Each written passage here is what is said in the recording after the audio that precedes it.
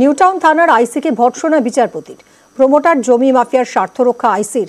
বিধাননগরের ২৬ নম্বর ওয়ার্ডে জমি দখল মামলা, জমির মালিক বাধা দিলে মারধরের অভিযোগ। অভিযোগকারীর বিরুদ্ধেই পদক্ষেপ আইসির। নিউটাউন থানার আইসির বিরুদ্ধে বিভাগীয় পদক্ষেপ। বিধাননগরের সিপিকে পদক্ষেপ করতে নির্দেশ হাইকোর্টের। দু কাটা এক ছটা জায়গা আমি অনেকদিন আগে কিনি, যখন বাড়ি করার উদ্যোগ নেই তখন পাশের বাড়ি কার্তিক প্রামাণিক ওরা এসে প্রায় বাধা দেয়, যেহেতু বাড়িটা পিছন সাইডে জায়গা কিনে করেছে, ওরা চাইছে ওই দুটো প্লট কিনে প্রমোটিং করবে। হঠাৎ একদিন ছেলে এক মাস পর যে সন্ধ্যের দিকে কি আমার গেটটাকে ঘিরে দিয়েছে এবং কাঁচা কনস্ট্রাকশন, কাঁচা বাজিয়ে তো হাত দেওয়ার সঙ্গে পড়ে যায়। ওর বাবা এসে একে ধরে তর্কাতর্কি করতে করতে মারামারি আরম্ভ করতে, খবর পেয়ে আমি আমার বড় ছেলে দৌড়ে যাই, আমাকে ধরে ওর বাবা মারচাও করতে ভাষা গালাগালি, আর প্রচুর লোকজন জড়ো হয়েছে। আমার গলা একটা সোনার চেন ছিল, ওর বাবা টেনে ছেড়ে নিয়েছে। বড় ছেলে গেছে, তাকে দুমদম করে মারা। কার্তিক প্রামাণিক ওষুধ দালালি করে আর লোককে ধমকানি চমকানি দিয়ে কাউকে জায়গায় বাড়ি করতে ইচ্ছে না, সব প্রমোটিং করো, আর এইসব কমিশন খায়।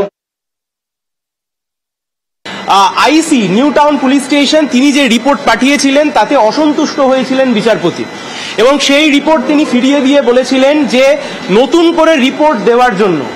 আজকে সেই একই রিপোর্ট কপি পেস্ট করে আজকে আবার মহামান্য আদালতের সামনে পেশ করা হয়, যে কারণে বিধাননগর কমিশনার অফ পুলিশকে নির্দেশ দেওয়া হয়েছে নিউটাউন পুলিশ স্টেশনের আইসির এগেনস্টে স্ট্রিক্ট ব্যবস্থা নিতে, weather it will be disciplinary action or anything else. কিন্তু এটা হওয়া উচিত ছিল, তার কারণ এই সমস্ত কেসগুলোতে সাংবিধানিক আদালতের নির্দেশকে যদি অমান্য করে পুলিশ, তাহলে সাধারণ নাগরিক তারা কোথায় যাবে?